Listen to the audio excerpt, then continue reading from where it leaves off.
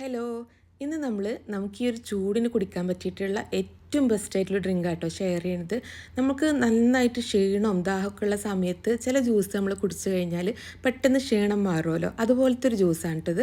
നമ്മൾ വീട്ടിലുള്ള കുറച്ച് ഐറ്റംസ് മാത്രം വെച്ചാണ് നമ്മളിത് ഉണ്ടാക്കിയെടുക്കുന്നത്.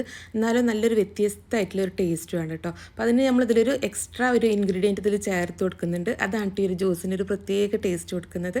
അപ്പോൾ നമുക്ക് എങ്ങനെയാണ് ഈ ഒരു ടേസ്റ്റി ആയിട്ടുള്ള ഒരു ജ്യൂസ് ഉണ്ടാക്കിയെടുക്കുന്നത് നോക്കാം. രണ്ട് തരം ഫ്രൂട്ട്സ് വെച്ചാണ് കേട്ടോ നമ്മൾ ഈ ഒരു ജ്യൂസ് ഉണ്ടാക്കിയെടുക്കുന്നത്. അപ്പോൾ ഈ ഒരു ജ്യൂസിലേക്ക് നമുക്ക് ആദ്യം വേണ്ടത് വത്തക്കയാണ്.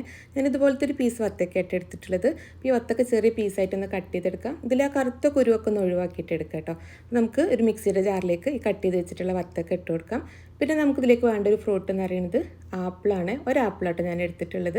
ആപ്പിളിൻ്റെ തൊലിയും കുരുവൊക്കെ കളഞ്ഞിട്ട് ആപ്പിളും ചെറിയ പീസായി കട്ട് ചെയ്തിട്ട് നമുക്കിതിലേക്ക് ഇട്ട് കൊടുക്കാം. പിന്നെ നമ്മൾ ഈ ഒരു ജ്യൂസിൽ മധുരത്തിന് വേണ്ടിയിട്ട് എടുത്തിട്ടുള്ളത് ഈത്തപ്പഴമാണ്.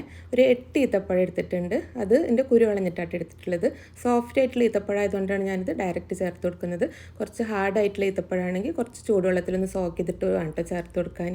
ഇനി നമ്മളിതിലേക്ക് ചേർത്ത് കൊടുക്കുന്നതാട്ടോ ഈ ഒരു ജ്യൂസിന് പ്രത്യേക ടേസ്റ്റ് കൊടുക്കുന്നത് നന്നാരി സർബത്ത്. ഒരു 3 ടേബിൾ സ്പൂൺ നന്നാരി സർബത്തായിട്ട് ഞാൻ ഒഴിച്ചു കൊടുത്തിട്ടുള്ളത്. ഈ ഒരു ഈത്തപ്പഴവും നന്നാരി സർബത്തൊക്കെ കൂടി വരുമ്പോൾ അടിപൊളി ടേസ്റ്റാണ് കേട്ടോ ഈ ഒരു ജ്യൂസിന്.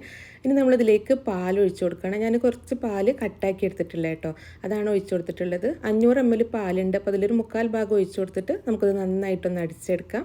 അപ്പോൾ ഈ ഒരു ജ്യൂസ് നന്നായിട്ട് അടിച്ചെടുത്തിട്ടുണ്ട് കേട്ടോ. ഇനി നമുക്കിതിലേക്ക് ബാക്കിയുള്ള പാലും കൂടെ ഒഴിച്ചു കൊടുത്തിട്ട് നന്നായിട്ടൊന്നും കൂടെ അടിച്ചെടുക്കുക.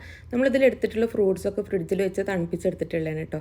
നമുക്ക് നോമ്പ് തുറക്കുന്ന സമയത്തേക്കൊക്കെ അടിച്ചു വെക്കാൻ പറ്റിയിട്ടുള്ള ഒരു ജ്യൂസും കൂടെയാണ് കേട്ടോ. ഇത് കുറച്ച് സമയം അടിച്ചു വെച്ച് വിചാരിച്ച് ടേസ്റ്റിൽ മാറ്റമൊന്നും വരില്ല.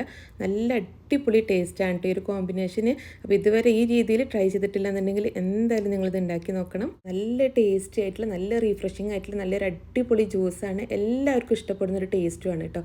അപ്പോൾ നിങ്ങളിത് ട്രൈ ചെയ്ത് നോക്കിയിട്ട് ഇതിൻ്റെ ഫീഡ്ബാക്ക് അറിയിക്കാൻ മറക്കരുത്. അപ്പോൾ ഇൻഷാ അല്ലാഹ് അടുത്ത നല്ല റെസിപ്പി ആയിട്ട് കാണാം. താങ്ക്